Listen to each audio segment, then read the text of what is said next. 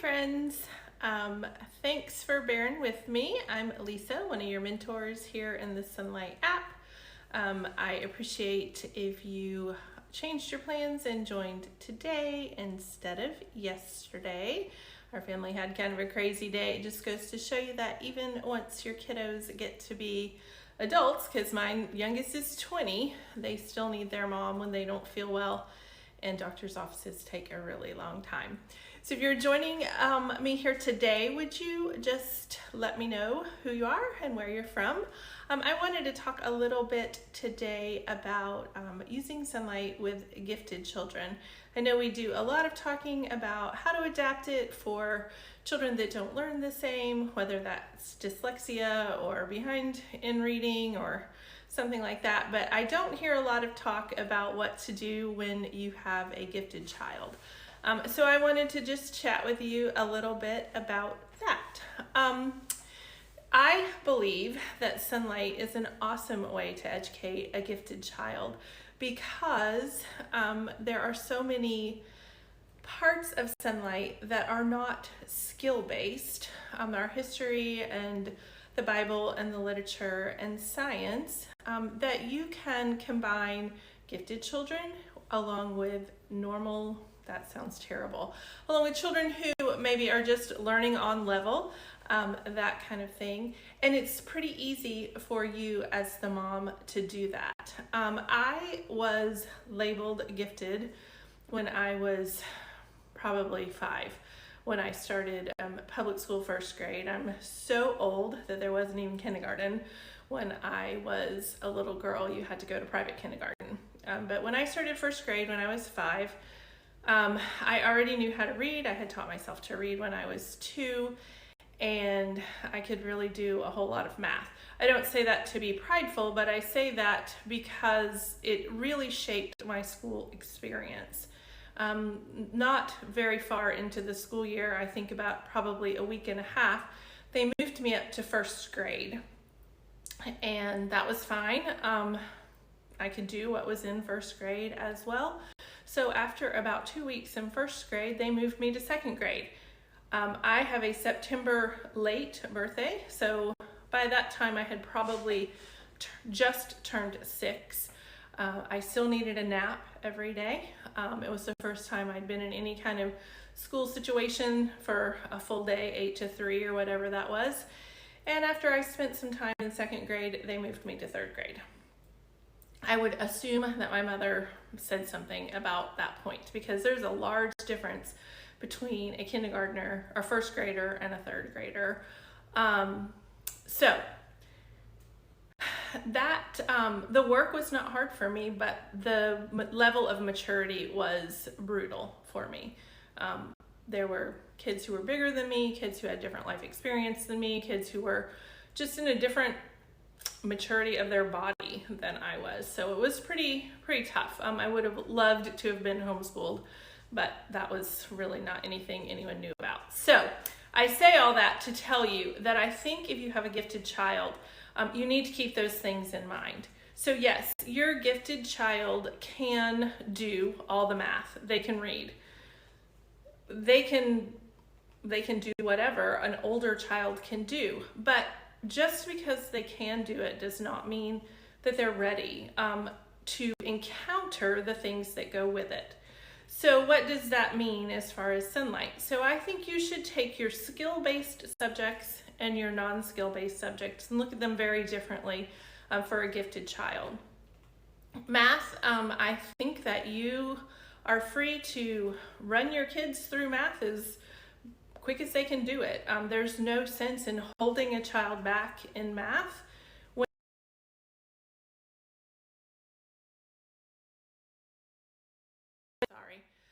that they are able to do math. They've mastered it, they understand it, they can complete the work without a problem. I would say keep going.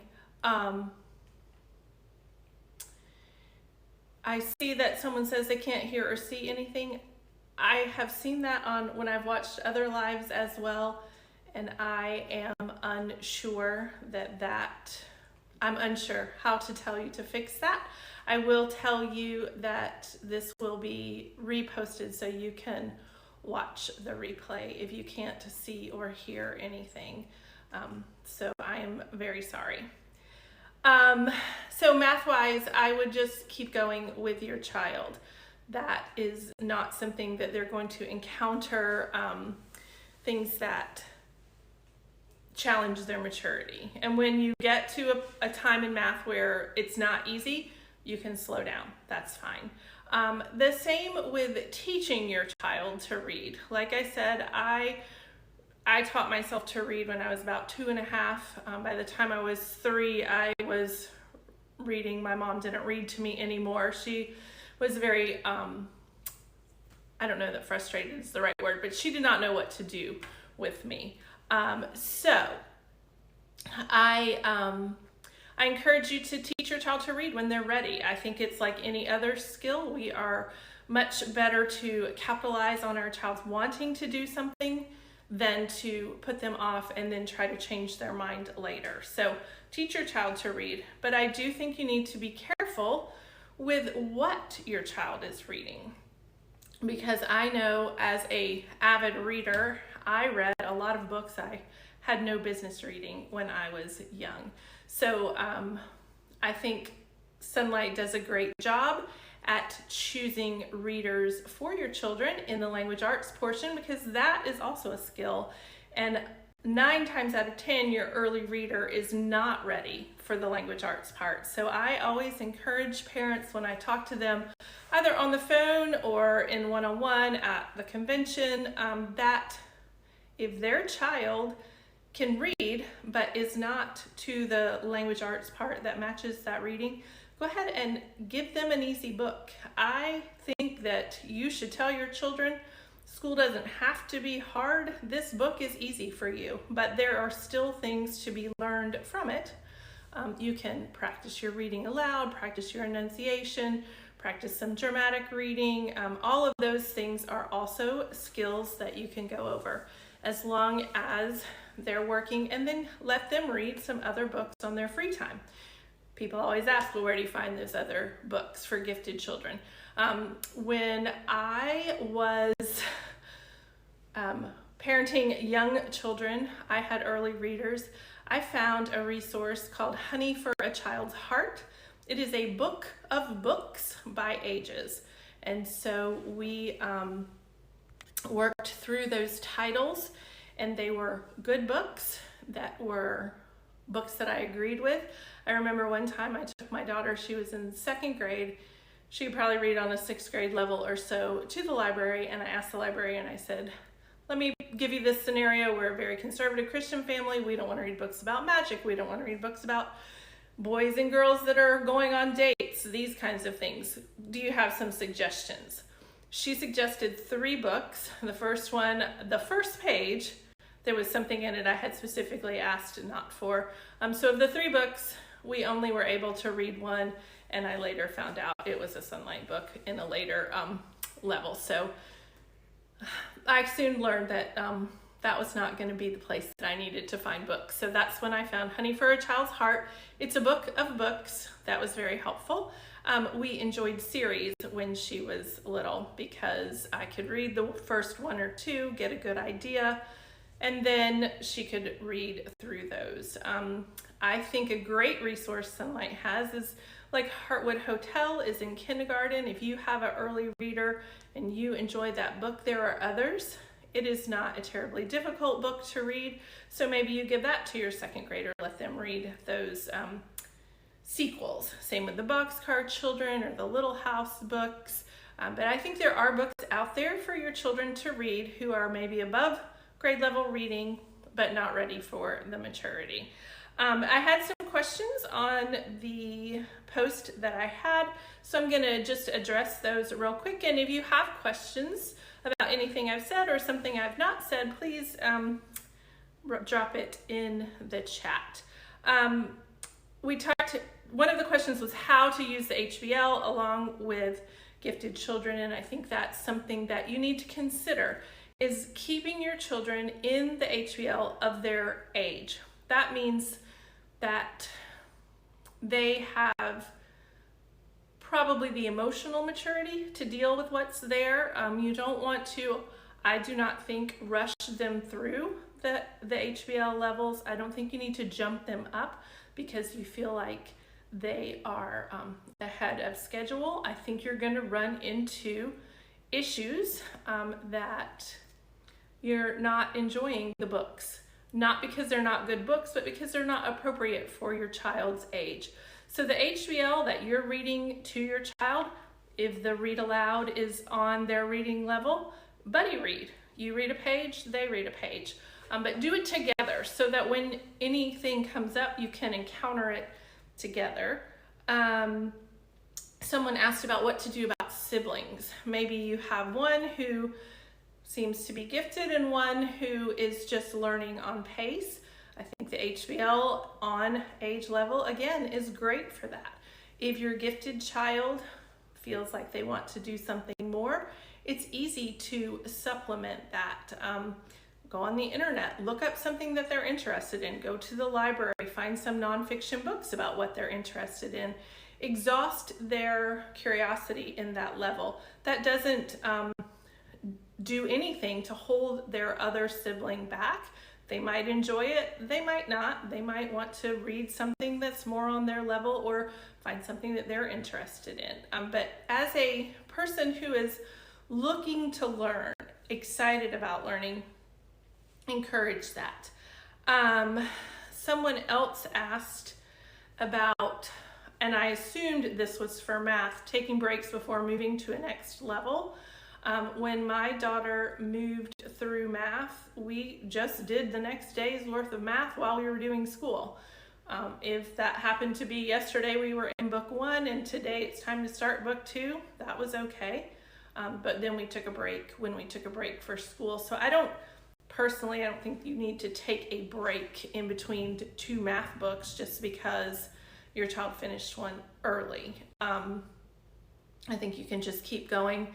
And just like you would stop math at the end of the school year and start back at the beginning, if you're in the middle of a book, you might have to do a minute of review when you start back, whenever that is. And that's okay.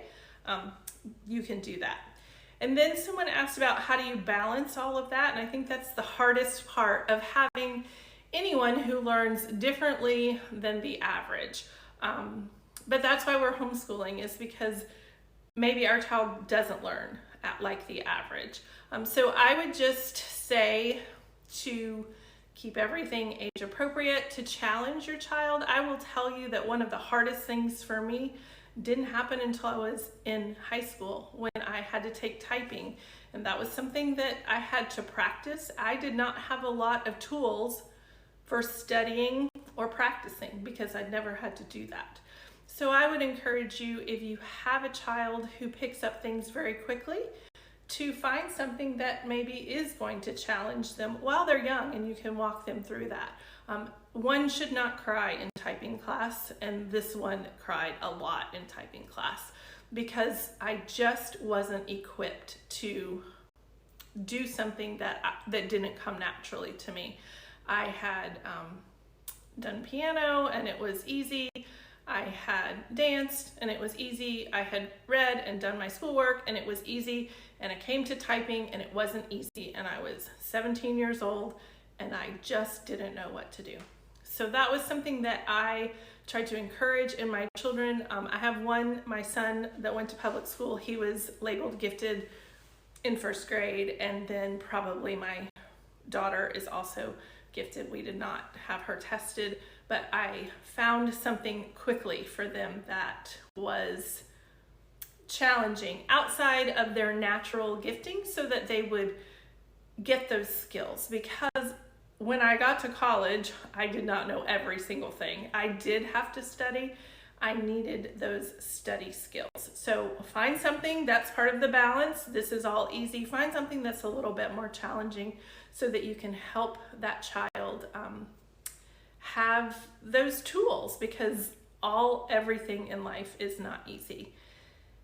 And then someone asked about siblings who were gifted, but gifted in different areas.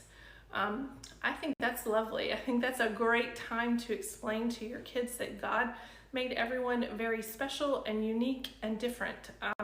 So just because your brother can do math very easily and he has to really concentrate to read, you might be the opposite. Reading comes very easy for you, but you have to try really hard for math. That's just how God made us, and we're going to celebrate with the people in our family who math comes easy, and we're going to cheer on the people in our family who really struggle with math, and we're going to do the same with reading. So I think that's a great opportunity to talk to your children.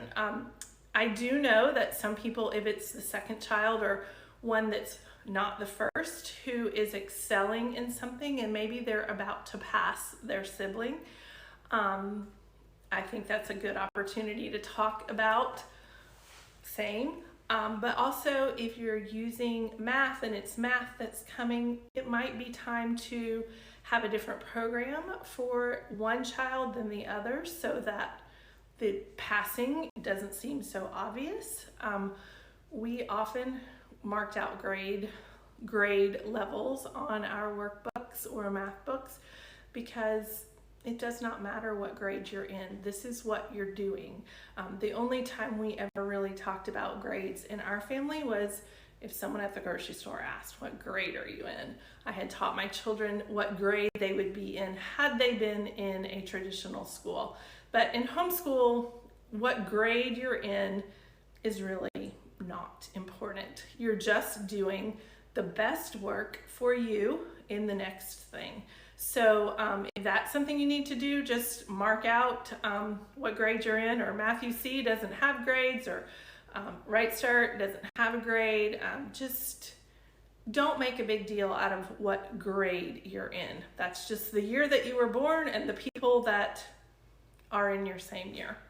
And I do think that on Facebook, someone else asked a question, which has left my brain at the moment, so hopefully I'll think of that.